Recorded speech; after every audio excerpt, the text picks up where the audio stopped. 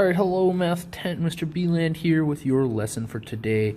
We are now talking about a system of equations. Okay, so what is this? What is a system of equations? This is when you have two or more equations,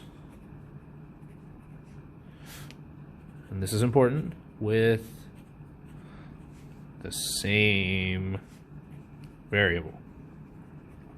Okay, so this is when we have two linear equations, basically, right? We've got two of them, we've got x and y, and we're putting them on the same graph, and what we're going to try and do is basically try and solve them to find out which x and which y would work to make both of these true.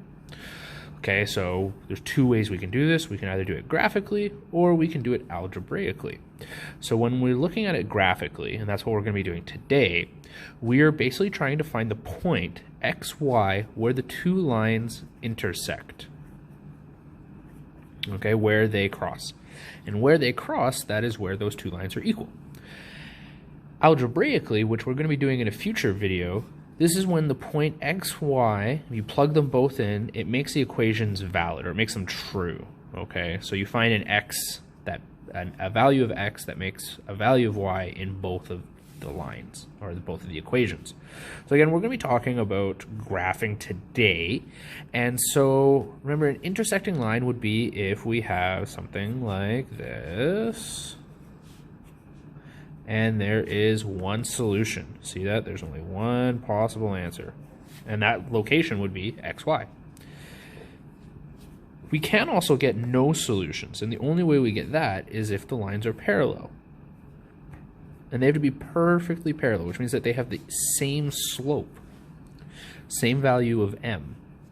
And if this is the case, they'll never touch, so you get no solution. And if this is the case, and you get no solution, you just use that, okay? And then, if in the case the parallel line given to you is actually the exact same line, so you have one, and then you have the exact same line on top, then technically you have infinite solutions. And there's your little infinite symbol, okay? For the most part, we're going to be looking at this one, and then there may be some special cases where this comes up.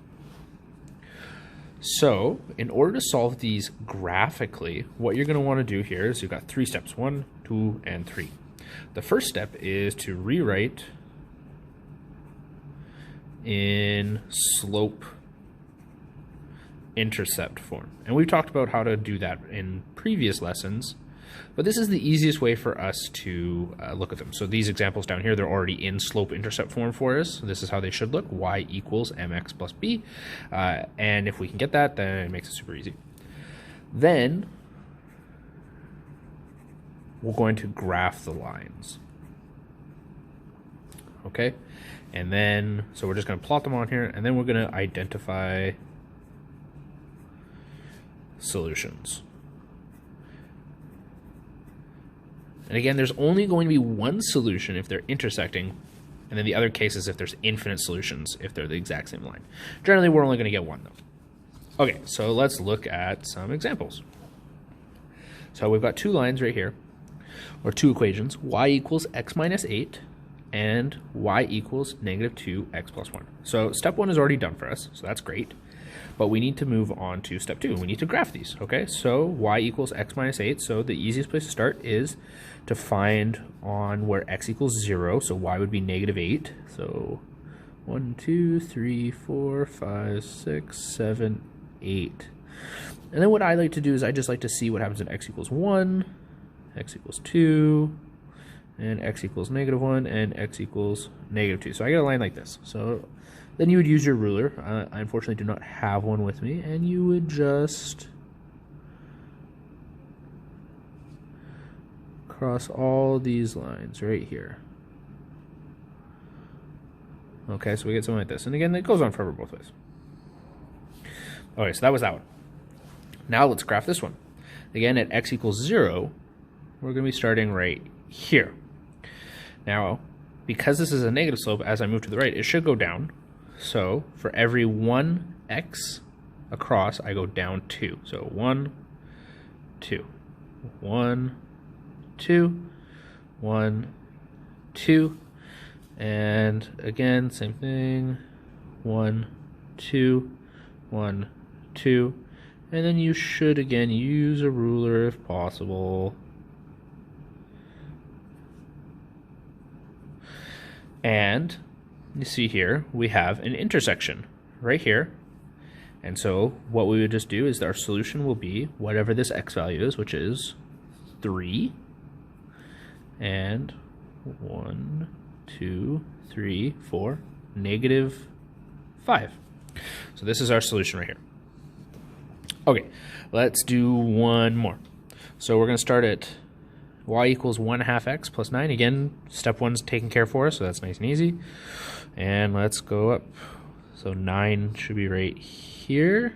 And then for every 1x, we only go up or down half a y, which is the same as saying for every 2x, we go up 1. So we can go 2 across, 1 up, 2 to the left, 1 down, 2 to the left, 1 down, 2 to the left, 1 down. Again, 2 to the left, 1 down, 2 to the left, 1 down. This isn't like a lot of points, so like to have to do, so that's why I'm just doing each one. It just makes it easier for me to connect. Again, a ruler would probably be ideal. Okay, and then we've got negative x plus 6, so 1, 2, 3, 4, 5, 6. And then we are going 1 to the right and 1 down, 1 to the right, 1 down, 1 to the right, 1 down. That's good enough that way. 1 to the left, 1 up, 1 to the left, 1 up, 1 to the left, 1 up. There. Okay. And there we go. And you can see we have an intersection right here, which is at negative 2 and 8. Okay, so that's all there really is to these graphing ones, right? The only thing is that, of course, it is up to your eye to be able to determine where these are. Right now, we're dealing with some nice problems where the intersection is on a vertex of the x and y, right? So it's nice and easy it's clear to see that that was negative 2, 8. But if it's in between somewhere, then it becomes much more difficult to do graphically because we don't want to estimate these values. They need to be exact. So the only time this really works is if we have a case where they intersect like this, okay? That is it for today's lesson. Take care, everybody.